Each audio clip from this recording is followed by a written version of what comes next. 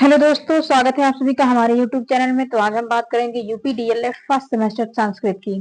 तो ये हम आज पढ़ने वाले हैं मॉडल पेपर संस्कृत, है ना। मॉडल पेपर किसका पढ़ने वाले हैं? संस्कृत का 2025 में जो संभावित क्वेश्चन है वो हमारे आने वाले हैं। तो ये ऐसे क्वेश्चन है संस्कृत के जो 2025 में आने के पूरे पूरे चांसेस है, क्योंकि ये question back to back year में पूछे गए हैं। ठीक है, तो इस क्वेश्चन पे आज हम डिस्कस करने वाले हैं और ये क्वेश्चन बहुत ही ज्यादा इंपॉर्टेंट होने वाला है। तो सबसे पहले हम बात कर लेते हैं ये जो संस्कृत का एग्जाम है वो कब है। तो ये जो संस्कृत का एग्जाम है हमारा 29 तारीख को है, 29 अक्टूबर को है। डीएलएड फर्स्ट सेमेस्टर वाले बच्चों का उनका है। तो ये जो डीएलएड फर्स्ट सेमेस्टर वाले बच्चे होते हैं तो उनको थोड़ा सा मतलब आइडिया नहीं होता है कि कैसे हमें चीजों को करना है और कैसे हमें एग्जाम में लिखना है। तो आज हम बात करने वाले हैं। देखिए, ये जो संस्कृत का हमारा एग्जाम होता है वो होता है 25 मार्क्स का। कितने का होता है? 25 मार्क्स का। हमें लेके कितने आते हैं होते लेके कितने आने होते हैं? तो हमें लेके आने होते हैं 12 नंबर, ठीक है, मिनिमम। और ये हमारा पासिंग मार्क होता है। अगर इससे कम आएगा, जैसे 11 आ गया, तो ये हम जो इसमें हमारा बैक लग जाएगा। इसका मतलब हमें एग्जाम जो है संस्कृत का किसी भी सब्जेक्ट में आपका बैक लगता है तो उसका मतलब होता है आपको एग्जाम वापस से देना पड़ेगा दोबारा से। ठीक है। तो संस्कृत और मैथ ऐसा सब्जेक्ट है जो कि पूरे के पूरे इसमें नंबर मिलते हैं। और तो आज हम इसी सब के बारे में बात करने वाले हैं। तो देखिए, अगर आप लोग का सिलेबस नहीं कंप्लीट है, डीएलएड जो फर्स्ट सेमेस्टर वाले बच्चे हैं, अगर उनका सिलेबस नहीं कंप्लीट है तो वो क्या करेंगे? अगर सिलेबस नहीं कंप्लीट है तो वो सिलेबस अब पढ़ेंगे भी नहीं, क्योंकि हमारे पास ज्यादा टाइम नहीं है, 5 से 6 दिन और बचे हैं।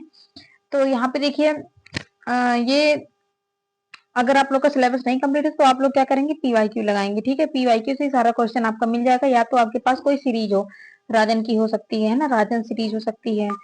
तो ये आप क्या करेंगे कि सीरीज का क्वेश्चन लगाएंगे और सॉल्व करेंगे, उसी में से आता है। और प्रीवियस ईयर आपको कहाँ लगाना है? तो प्रीवियस ईयर आपका जो है वो आता है आपका 2016 से 2024 तक के बीच में जितने भी आप प्रीवियस ईयर क्वेश्चन पेपर लगाए रहेंगे सब उसी में से आ जाएगा। ठीक है, तो आपको टेंशन लेने की जरूरत नहीं है। आप लोग सिलेबस मत पढ़िए, भले नहीं कंप्लीट है आपका, आप लोग बस यही काम कर लीजिए 2016 से 2024 तक का पीवाईक्यू। ठीक, तो अब हम पढ़ते हैं अपने इंपॉर्टेंट क्वेश्चन की तरफ कि 2025 में कौन से हमारे एग्जाम में क्वेश्चन आने वाले हैं। तो चलिए हम शुरू करते हैं अपना क्वेश्चन। यहाँ पे देखिए, क्वेश्चन नंबर 1 पहले जो होता है वस्तुनिष्ठ प्रश्न होता है, और ये जो वस्तुनिष्ठ प्रश्न होता है वो होता है 5 नंबर का। अति लघुत्तरीय प्रश्न होता है 6 नंबर का। और फिर ये जो 5 क्वेश्चन 5 नंबर, 6 क्वेश्चन 6 नंबर अति में, और लघुत्तरीय में क्या होता है 7 क्वेश्चन होते हैं, लेकिन ये 2-2 नंबर के होते हैं, तो ये 14 मार्क्स के होते हैं। तो टोटल हमारे इतने 18 क्वेश्चन पूछ जाते हैं, और ये 18 क्वेश्चन का जो है 25 मार्क्स होता है। ठीक, तो अब हम बढ़ते हैं अपने क्वेश्चन नंबर 1 की तरफ। क्वेश्चन नंबर 1 हमारा कह रहा है मार्गशीर्ष शब्द किस महीने का बोधक है? तो मार्गशीर्ष, ये देखिए, ये हिंदी का जो है वो जैसे जनवरी फरवरी होता है वैसे ही हिंदी का ये महीना है। तो इसको जो है हम क्या कहते हैं? इसको अगहन कहेंगे। क्या कहेंगे? अगहन। मार्गशीर्ष का जो किस महीने का बोधक है? तो ये अगहन महीने का बोधक है। ठीक है, और यहाँ पे क्वेश्चन नंबर 2 की बात करते हैं। क्वेश्चन नंबर 2 कह रहा है मधु शब्द किस शब्द का सप्तमी विभक्ति रूप है? तो सप्तमी विभक्ति में क्या आता है? लास्ट में सु आता है उसके। तो यहाँ पे देखिए, यहाँ पे कहीं लिखा है ना मधुसु, तो ये क्या हो जाएगा? सप्तमी विभक्ति। विभक्ति वचन लिंग पुरुष, है ना, और ये सब आप जो है गिनती में संस्कृत में गिनती, ये सबसे जरूर क्वेश्चन आते हैं। यहाँ पे देखिए, अब पूछा क्वेश्चन नंबर 3, संस्कृत में वचन कितने प्रकार के होते हैं? तो संस्कृत में वचन कितने होते हैं? तो 3 होते हैं। कौन कौन से? एक वचन, बहुवचन, और क्या होता है? एक वचन, द्विवचन और बहुवचन। ठीक, क्वेश्चन नंबर 4 क्या कह रहा है? संस्कृत विश्व की प्राचीनतम भाषा है। ठीक, संस्कृत विश्व की प्राचीनतम भाषा है। वाक्य के किस पद में संबंध कारक है? तो संबंध कारक का मतलब होता है जैसे कर्ता ने कर्म को करण से, है ना, ये वाला। तो ठीक है, यहाँ पे क्या हो जाएगा? यहाँ पे पूछा है क्या? संबंध कारक पूछा है। संबंध का की के होता है, क्या होता है? का की के, ये संबंध कारक होता है आपका। ठीक है, तो यहाँ पे देखिए कहीं पे लिखा है, हाँ, तो यहाँ पे देखिए ये विश्व की, ये जो विश्व की आपके लिखा है इसमें क्या है? संबंध कारक है। ठीक है, तो संबंध कारक भी आप जितने भी हैं 6 आप उनको याद करके जाएंगे। और यहाँ पे देखिए जैसे अनाज हो गया, पक्षी हो गया, जानवर का नाम, ये सब आपको दे जो है एक शब्द दे देगा और आपसे उसका संस्कृत में नाम पूछेगा, तो आप इसको ध्यान में रखिएगा।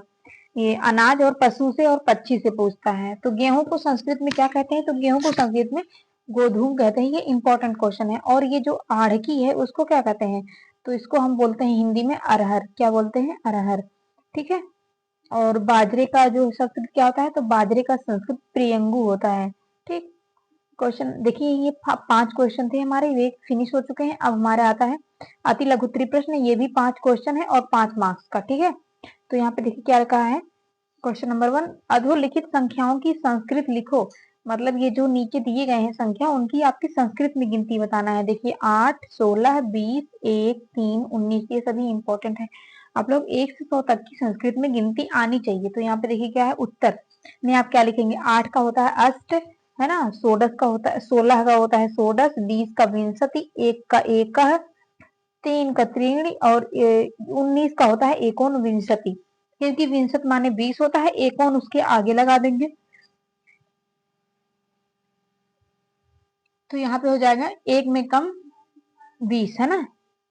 20 में 1 कम क्या हो जाएगा, 19, तो एकोन विंशति ऐसे हो जाएगा। अब यहाँ पे देखिए क्वेश्चन नंबर 7 क्या कह रहा है। क्वेश्चन नंबर 7 कह रहा है किन्हीं 5 पशुओं के नाम संस्कृत में लिखिए। तो ऐसे ही आपको पूछेगा, ये इंपॉर्टेंट क्वेश्चन है, ये एग्जाम में आएंगे, आप लोग देख लीजिएगा 2025 के इंपॉर्टेंट में आएंगे, क्योंकि ये बैक टू बैक ईयर में ये जो है पूछे गए हैं। तो यहाँ पर देखिए, कुत्ता, कुत्ता का क्या होता है, कुक्कुरा होता है ना। गाय का होता है धेनु, भैंस का होता है महिषी, मर्जारी का होता है मतलब ये होता है बिल्ली, गर्दभ माने गधा, और सिंह मतलब शेर। ठीक। तो यहाँ पे आप लोग जो है 5 अनाज के नाम और 5 पक्षी के नाम और 5 पशु के नाम जो है आप संस्कृत में याद कर लेंगे। और 1 से लेकर के कम से कम आप लोग 30 तक गिनती, 30 तक तो जरूर पूछता है। ठीक है, और 19 का, उसमें भी सबसे ज्यादा जो है आपका किसका पूछेगा, 19 का। ठीक है। अब यहाँ पे देखिए क्वेश्चन नंबर आपका आता है 8। क्वेश्चन नंबर 8 क्या कह रहा है, उद्योगिन पुरुष सिंह लक्ष्मी सूक्ति का हिंदी में अर्थ बताइए। तो ऐसे कोई सूक्ति दे देगा संस्कृत में और उसका आपसे हिंदी में अर्थ पूछेगा। तो ये इसका अर्थ होगा, उद्यमी पुरुष के पास ही सदैव लक्ष्मी जाती है। मतलब ऐसे व्यक्ति जो मेहनत करते हैं, है ना, वो क्या करते हैं, जो परिश्रमी होते हैं, उनके पास ही जो है लक्ष्मी जाती हैं। ठीक है। क्वेश्चन नंबर 9, क्वेश्चन नंबर 9 क्या करा है, पट धातु का लट लकार मध्यम पुरुष का तीनों वचनों में रूप लिखिए। पट धातु का मध्यम पुरुष होना चाहिए और तीनों वचन का मतलब एक वचन, द्विवचन, बहुवचन ये सभी होना चाहिए। तो मध्यम पुरुष ये होता है, कितने पुरुष होते हैं, 3 पुरुष होते हैं, प्रथम पुरुष, मध्यम पुरुष और उत्तम पुरुष। तो ये बीच वाला पूछा है मध्यम पुरुष, इसका तीनों वचन। तो एक वचन में होगा पठसी, द्विवचन में होगा पठता और बहुवचन में होगा पठत। तो क्या हो जाएगा, पठसी, पठता, पठत।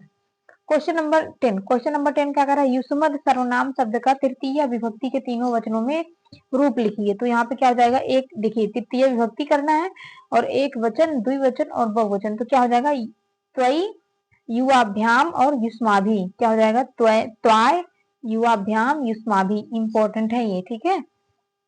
क्वेश्चन नंबर यहाँ पे क्या है, क्वेश्चन नंबर 11 क्या कह रहा है, सा विद्यालयम अगच्छत का हिंदी में अनुवाद कीजिए। सा माने वह मतलब लड़की।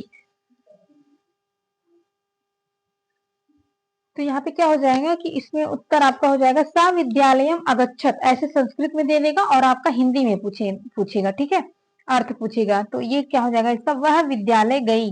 ठीक।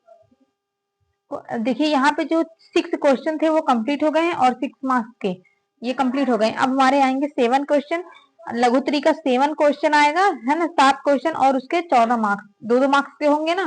तो यहाँ पे देखिए वीडियो ज्यादा लंबा हो जाता अगर मैं इसका सॉल्यूशन आप लोग को करवा देती। तो मैं बता दे रही हूँ बस कि यहाँ पे इंपॉर्टेंट क्वेश्चन कौन है, आप लोग उसको जो है कर लीजिए। ठीक है। तो आप लोग के इंपॉर्टेंट क्वेश्चन मैं बता दे रही हूँ, आप लोग सॉल्व कर लीजिएगा, इसको छोड़िएगा मत। पहली बात तो एग्जाम देने से एक दिन पहले आप क्या करिएगा, इसको रिवीजन कर लीजिएगा। तो यहाँ पे देखिए क्वेश्चन नंबर 12 कह रहा है भाववाचक संज्ञा को परिभाषित कीजिए एवं उदाहरण भी लिखिए।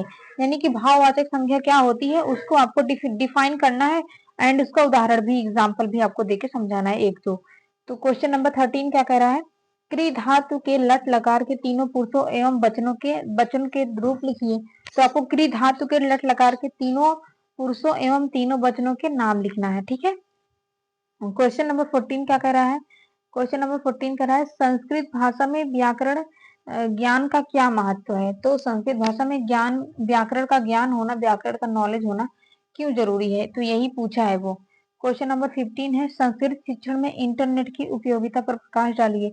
संस्कृत शिक्षण में इंटरनेट किस प्रकार सहायता पहुंचा रहा है, तो वो लिखना है। क्वेश्चन नंबर 16 कह रहा है अधोलिखित वाक्यों का संस्कृत में अनुवाद कीजिए। तो ये जो लिखा है वाक्य उसका संस्कृत में क्या करना है, अनुवाद करना है। जैसे हरि को नमस्कार है, ये इंपॉर्टेंट अनुवाद है, इसमें से एक दो तो पक्का आएगा क्योंकि ये हर बार एग्जाम में पूछा है।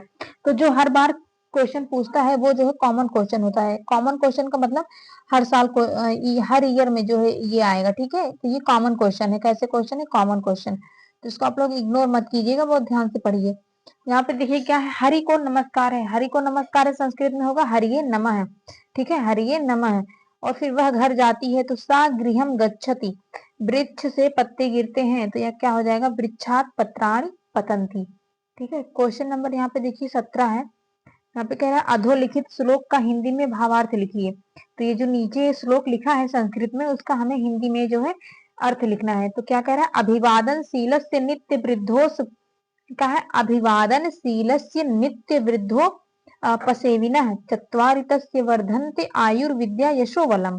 तो यहाँ पे देखिए अगर आप लोग को नहीं आ रहा तो आप लोग जो है रिलेट करके इसको अपने मन से ही बना के लिख सकते हैं क्योंकि नॉर्मल जो है शब्द दिया है। तो क्या कह रहा है यहाँ पे, हाँ यहाँ पे कह रहा है अपने से बड़ों का सम्मान एवं छोटे लोगों के लिए स्नेह करने वाले व्यक्ति जो नित्य प्रति अपने वृद्ध लोगों की सेवा करते हैं उनकी 4 चीजें बढ़ जाती है। कौन कौन सी, आयु, क्या आयु बढ़ जाती है, एक सेकंड, आयु है ना, और क्या, विद्या और बल, आयु विद्या और बल। तो ये 4 चीजें उनकी बढ़ जाती है ना, आयु विद्या यश और बल। क्या होता है, आयु विद्या यश। देखिए यश जो है नहीं लिखा गया है तो यहाँ पे यश भी हो जाएगा, यश माने कीर्ति उसका, ठीक है। क्वेश्चन नंबर लास्ट क्वेश्चन यहाँ पे 18 क्वेश्चन यहाँ पे देखिए, संस्कृत भाषा में आदर्श वाचन के महत्व पर प्रकाश डालिए। तो ये जितने भी क्वेश्चन है एक बार आप लोग इसका स्क्रीनशॉट ले लीजिए। पहली बात तो यहाँ पे आप लोग स्क्रीनशॉट ले लीजिए, ठीक। अब इसके बाद जितने भी ये क्वेश्चन है सब आप इसका स्क्रीनशॉट ले लीजिए क्योंकि ये इंपॉर्टेंट क्वेश्चन है और ये क्या है कि बैक टू बैक ईयर में आपके पूछे गए हैं और ये कॉमन क्वेश्चन भी है, ठीक है, और ये अनुवाद भी, ठीक। और ये देखिए सब सब आप लोग एक काम करिएगा, गिनती 30 तक संस्कृत में देखिए इंपॉर्टेंट क्या है, 30 तक गिनती है ना, काउंटिंग आपको 30 तक गिनती आपको पहला काम। उसके बाद क्या करना है वहां पे उसमें, एक सेकंड, हाँ उसके बाद आपको क्या करना है, 5 पशु 5 पक्षी, यहाँ पे 5 पशु 5 पक्षी और क्या करना है, और 5 अनाज, ठीक है। अनाज को तो बिल्कुल भी मत भूलिएगा आप लोग, अनाज के नाम संस्कृत में ज्यादा नहीं तो इम्पोर्टेंट इम्पोर्टेंट, जैसे गेहूं हो गया, जौ हो गया, प्रियंगु मतलब बाजरा हो गया, यौ मतलब जौ हो गया, गोधु मतलब गेहूं हो गया, ठीक है। इन सबका आप लोग जरूर याद कर लीजिएगा क्योंकि आपको फ्री में नंबर मिलेंगे, ठीक, आपको आधे घंटे में सब याद हो जाएंगे। तो यहाँ तक आपको जो है इम्पोर्टेंट क्वेश्चन आपको समझ में आ गए होंगे।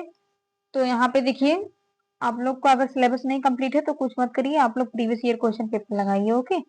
प्रीवियस ईयर 2016 से 2026 तक 24 तक का आप लोग लगा लीजिए, ठीक है। 2016 से 2024 तक वहीं से आप लोग का मिल जाएगा, ठीक। तो बाहर से क्वेश्चन नहीं आता, सब प्रीवियस ईयर से ही देता है और आपको डरने की कोई जरूरत नहीं होती क्योंकि डर तो लगेगा ही। अब 27 28 29 फर्स्ट सेमेस्टर वालों का एग्जाम है तो यहाँ पे बच्चे जो है बहुत ज्यादा पहली बार एग्जाम देने जाते हैं तो बहुत वो डर जाते हैं। तो इसीलिए मैं बता रही हूँ आप लोग को डरना नहीं है, आराम से एग्जाम देना आप लोग। और बस अब रिवीजन करिए, सिलेबस सिलेबस के चक्कर में ना पड़िए, बस खाली रिवीजन करिए, जितना ज्यादा हो सके उतना प्रीवियस ईयर क्वेश्चन पेपर लगाइए।